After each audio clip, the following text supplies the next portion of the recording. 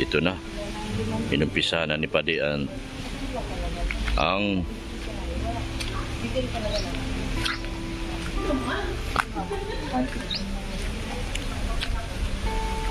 inumpisa na, nilagyan na ng ano.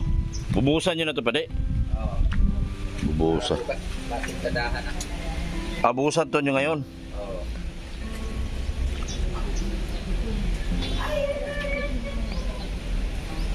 Fiber rin to. Yun o. Umpisa na para masintadaan na pala daw bukas. Tindahan. Tindahan. Umpisa na ang tindahan.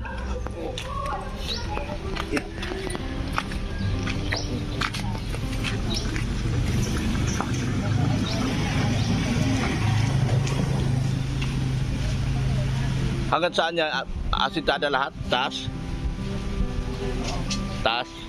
Pero dito, ano lang ito? Open? Okay, zero lang ako. Roll up? Roll up ilagay? Okay, roll up pala yung harapan. Harap, lahat ng harap. Roll up. Dito lang may, dito yata ang nalagyan ng pinto ba na ito? Yun o. Yan o. Roll up pala to dito. Yung nagbigay na po kasi si Sir Lito ng, kung napanood nyo na dun sa upload ko, nagbigay na po ako ng 40,000 dito pa si una. Susunod another 40,000 yata kay Ma'am Rixie. O yun o. Ubusan na to nila ngayon para masintadaan bukas.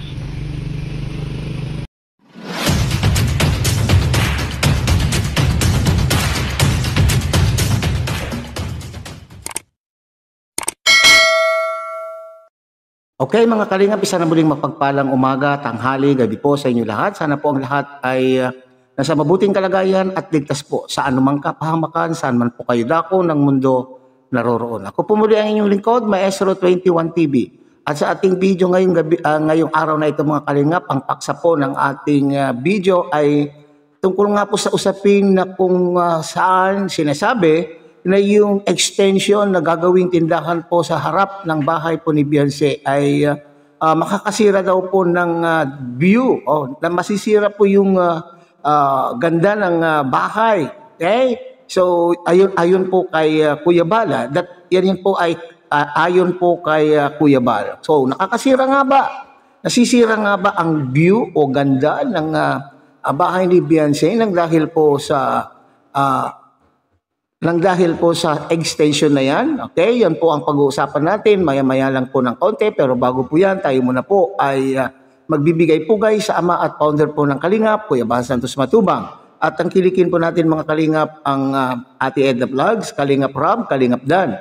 At siyempre, kung bagong silip lang po kayo, bagong dating lang po kayo sa munting channel na ito, sana po ay inyo rin pong tangkilikin sa pamamagitan po ng inyong pagbibigay ng like, share, and subscribe. At tuloy pindutin na rin po ang notification bell at nang sa ganon tayo pa rin po ay magsama-sama sa susunod pa pong mga reaction videos na ating gagawin. Likewise, mega shout out sa ating mga kasamahan po dyan sa Karepa, Kalingap Reactor Partners, sa pamumuno po yan ng aming Presidente Javier De Leon aka Birador. At tangkilikin din po natin mga Kalingap ang ating mga Kalingap Partners, Kalingap Charity Vloggers, lalong-lalo na po yung mga nariyan po sa iba't ibang Kalingap Landing Pad na mayroon po tayo dito sa ating bansa.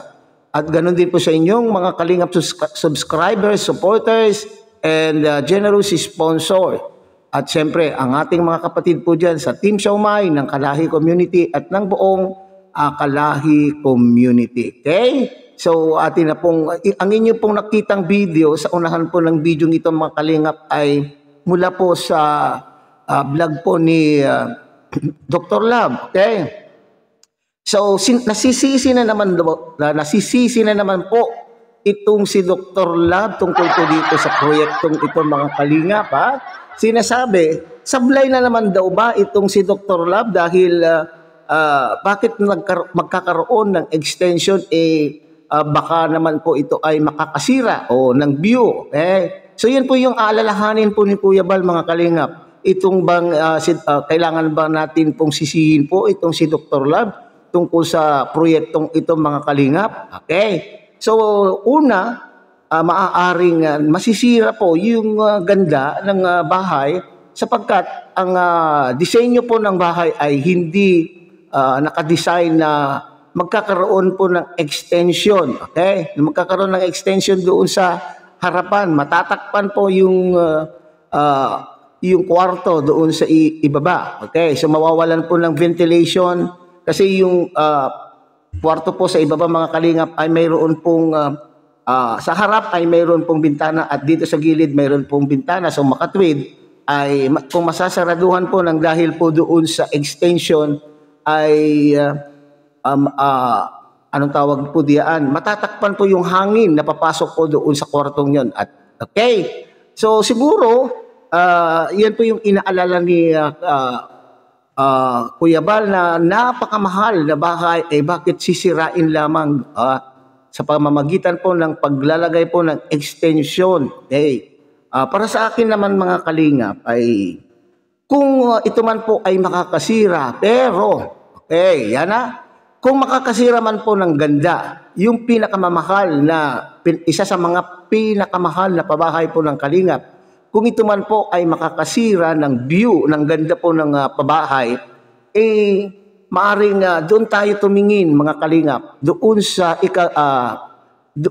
maaaring hatid na ganda. Okay. Doon sa maaaring pakinabangan, sa pakikinabangan na ibibigay po ng extension na ito mga kalingap. Okay, makasira nga pero mayroon naman pong dulot po siguro itong ganda. So yun po siguro mga kalingap ang iniisip po ng mga sponsor. At para sa akin ay ipagpasalamat po natin sa mga sponsor sapagkat sila po ay nag-initiate, sila po ay nakaisip. Sila po yung nakaisip na kinakailangan ay mayroon pong pagkakakitaan ang pamilya po ni Beyonce. Hindi lamang po hindi na po sapat. Para sa akin ay hindi sapat na sila po ay mayroon pong napakagandang bahay pero wala naman po silang pagkukuhanan ng kanila pong ikabubuhay sa pang-araw-araw. Siguro iniisip po ng mga sponsors na ito na hindi maganda na from time to time ay aasa po sa Team Kalingap o maghihintay po sa Team Kalingap sa kanila pong ibibigay na ayuda sa pang-araw-araw. At nakakahiya naman po siguro mga Kalingap na ultimong mga bagay o mga maliliit na bagay na kinakailangan ang padre de pamilya ang mag-provide ay kinakailangan pa bang kuhanin sa Team Kalingap. Siguro ay yung pag-aaral po ni Beyonce, hindi tama po yon. Kung sa pag-aaral ni Beyonce, hindi yon masama. Pero kung yung ultimong ibili po ng bigas, ultimo pong pambili po ng panty, kung halimbawa man, pambili ng kape, kailangan mo pa bang iasa? So yun po yung naiisip po ng mga sponsors, mga kalingap. At maraming salamat sa kanila dahil sila po ay nakaisip ng ganitong proyekto. Siguro ay upang hindi mag-alala po itong si Kuya Bal na maaaring hindi maganda ang kalalabasan ay ayusin na lamang po habang sila po ay nagsisimula pa lamang.